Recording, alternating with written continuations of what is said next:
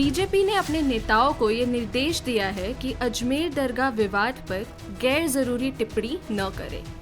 राजनीतिक सूत्रों से आ रही इस खबर के विस्तार में चलेंगे, पहले आपको पूरा मामला समझा दें। यूपी के संभल में जामा मस्जिद पर विवाद हिंसक हो गया था और कुछ दुर्भाग्यजनक मौतें भी हुई।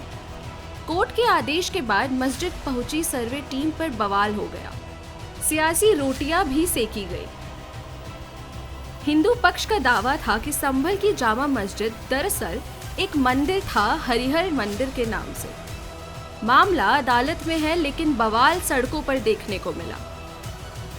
इस बीच अजमेर के विश्व प्रसिद्ध अजमेर शरीफ दरगाह पर भी इसी किस्म के दावे होने लगे कि यहाँ पहले शिव मंदिर हुआ करता था, जिसे तोड़कर दरगाह बनाई गई। बीजेपी नेताओं ने भी इस पर खुलकर बयानबाजी की। भारतीय जनता पार्टी विश्व का सबसे बड़ा राजनीतिक संगठन है, अनुशासित संगठन है और इसमें सबकी सहमति से यानी सर्वसहमति से हमारे यहाँ पार्टी के कार्यकर्ता पदाधिकारी बनते हैं। एक भाई साहब, ये अजमेर दरगाह को मामला आप किस तरीके से इसको देखते हैं कि वास्तव में इसमें सच्चाई है? देखो, मैं इसको किस दृष्टि से देखता हूँ, अभी तक के अनुभव और अभी तक के परिणाम ये बताते हैं कि सामान्यतया हिंदुस्तान में अधिकांश मंदिरों को तोड़ करके मस्जिदें बनाई गई है।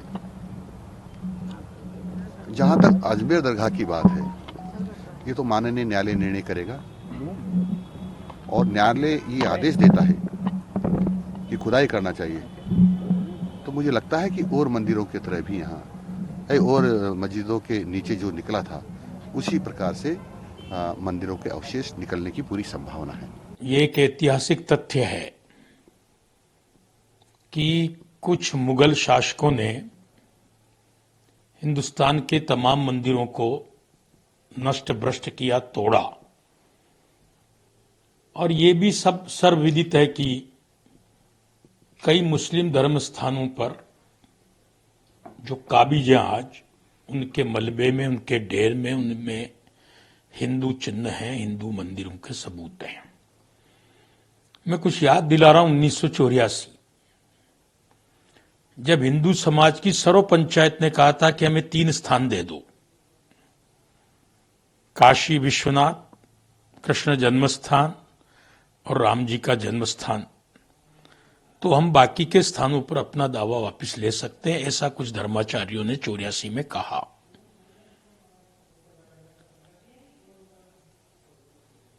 ऐतिहासिक तथ्यों को झुटलाया तो नहीं जा सकता, लेकिन सब स्थानों पर इस प्रकार की बात खड़ी करना कहां तक उचित है, इस पर भी हमें व्यापक दृष्टिकोण से सोचना पड़ेगा। तथ्य तो सबको ही मालूम है, लेकिन खास तौर से कांग्रेस ने अपने आप को मुस्लिम समाज का प्रवक्ता या मुस्लिम समाज की रक्षक मानना शुरू कर दिया। फिर कांग्रेस अपना नाम मुस्लिम लीग कर लेवे। जहां जहां बहुसंख्यक समाज की भावनाएं आहत होती है, वो काम कांग्रेस जरूर करती है। रही बात अजमेर की, मैटर सब जुडिशियल, मैं उस पर कुछ कहना नहीं चाहता, लेकिन इतिहास को झुटलाया भी नहीं जा सकता। भारत का इतिहास हम सबको पता है। लगातार मुगलों का यहाँ आतंक रहा, यमनों का रहा, और उस संपूर्ण उनके आतंक में जो यहाँ पर लूटने कसोटने के लिए देश को आए, उन्होंने जहाँ जहाँ देश के जिस जिस कोने में गए, उन्होंने एक ही काम किया कि जहाँ भी सनातनियों के धर्म स्थल है उसको खंडित किया जावे, मूर्तियों को खंडित किया जावे, मूर्ति और मंदिरों को खंडित करके वहीं पर फिर मकबरे मीनारें बनाई जाए, वहीं मकबरे चुने जाएं।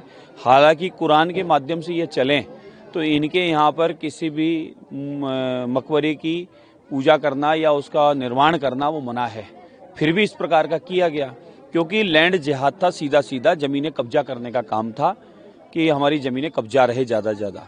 पूरे भारतवर्ष में प्राचीन जितने भी धर्म स्थल थे, अध्यात्म केंद्र थे, मठ मंदिर आश्रम थे, उन सबको मिटाने का काम इन मुगलों ने किया। अब मुगल जा चुके हैं, तो मुगलों का, अंग्रेजों का भी अब अस्तित्व यहाँ रहना नहीं चाहिए। इसलिए अब पुनः प्राचीन स्थानों को जीर्णोद्धार कराने की आवश्यकता है। वहाँ जो मंदिर था वो बनने की आवश्यकता है, भले वह कुतुब मीनार हो, भले कृष्ण जन्मभूमि हो, भले वह हमारे अयोध्या मंदिर के बाद में अनगिनत जिन मंदिरों की चर्चा आई है वो अजमेर दरगाह की हो, या फिर अभी एक और विषय आया है।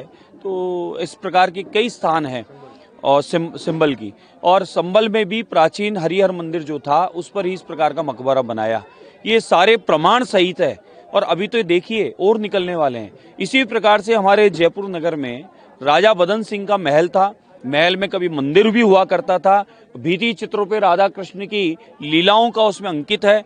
उन सब पर सफेद रंग पोतकर और बदन महल पर, राजा के बदन महल पर कब्जा कर लिया और कोई नवाब साहब की हवेली बता दी। अरे इतिहास को झुठला दोगे क्या आप? बीजेपी नेताओं की बयानबाजी पर सियासी प्रतिक्रिया तो आई ही, दरगाह प्रमुख भी ऐतिहासिक दस्तावेजों के साथ सामने आए।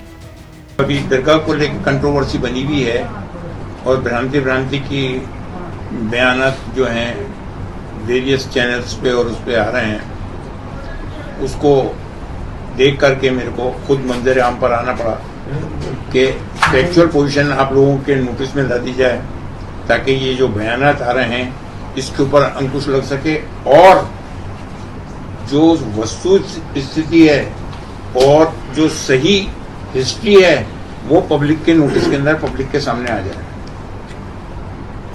अभी थोड़ी देर की बात है कि सुप्रीम कोर्ट ने, हमारे सर्वोच्च न्यायालय ने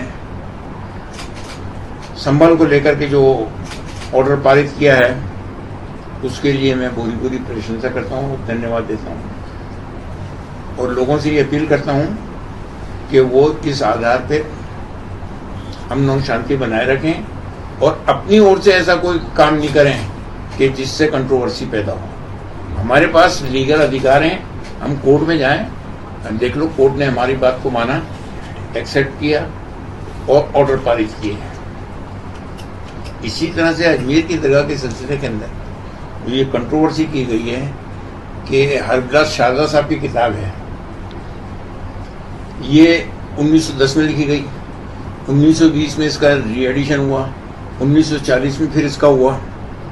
उसके अंदर पेज नंबर 92 पे बिल्कुल क्लियर कट वर्डिंग्स हैं।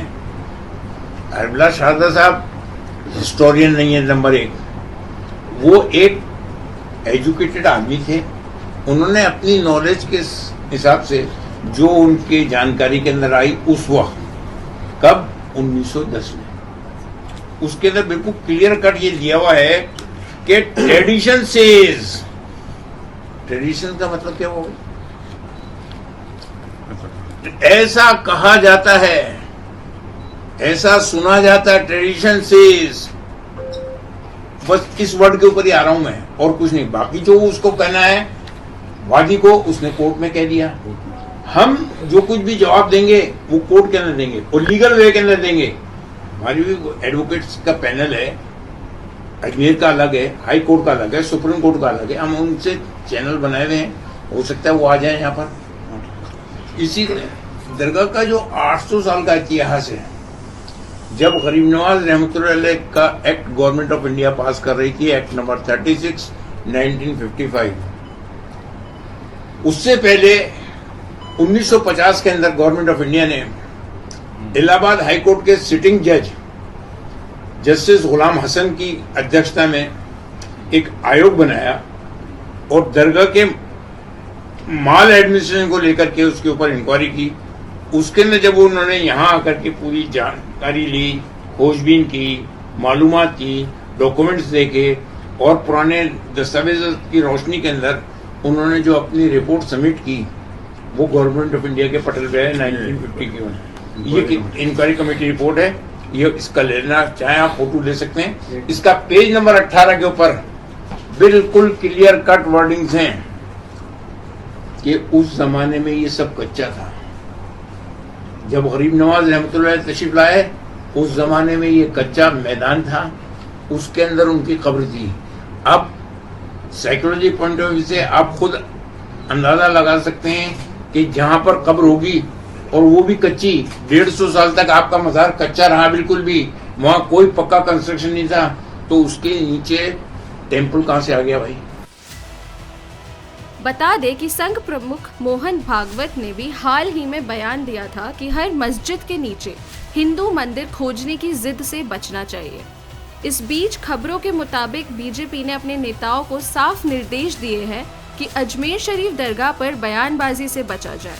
इस पूरे घटनाक्रम पर आप क्या सोचते हैं? अपनी राय हमें कमेंट बॉक्स में ज़रूर बताएं।